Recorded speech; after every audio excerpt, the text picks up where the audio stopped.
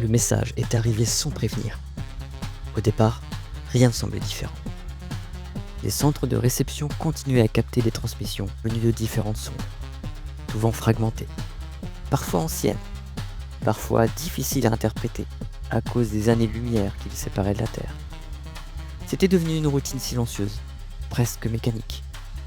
Mais celui-ci ne ressemblait pas aux autres.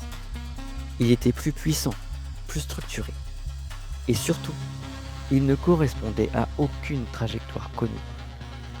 Les premières analyses ont cru à une erreur, un écho, une interférence, un fragment de signal ancien revenu par un chemin inattendu. Les équipes ont relancé les vérifications, recalculé les coordonnées, comparé les signatures numériques.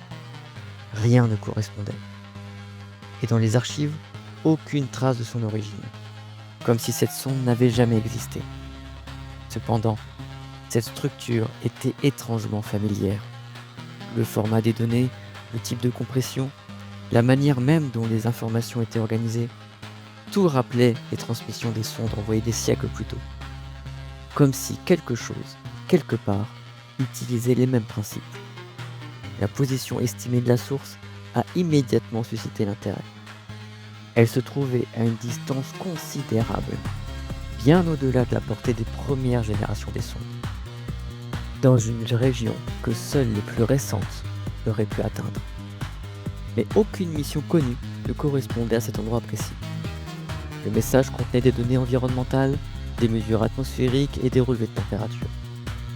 Comme si quelqu'un ou quelque chose envoyait un rapport sur une planète. Au fil des mois, les données ont été décodées plus en profondeur, et ce qu'elles décrivaient semblait presque impossible. Un monde stable, tempéré, avec une atmosphère respirable et des océans liquides.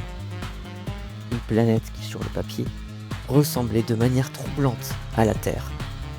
Mais le plus étrange n'était pas là. Ce monde ne figurait sur aucune liste. Aucune sonde connue n'avait jamais annoncé sa découverte.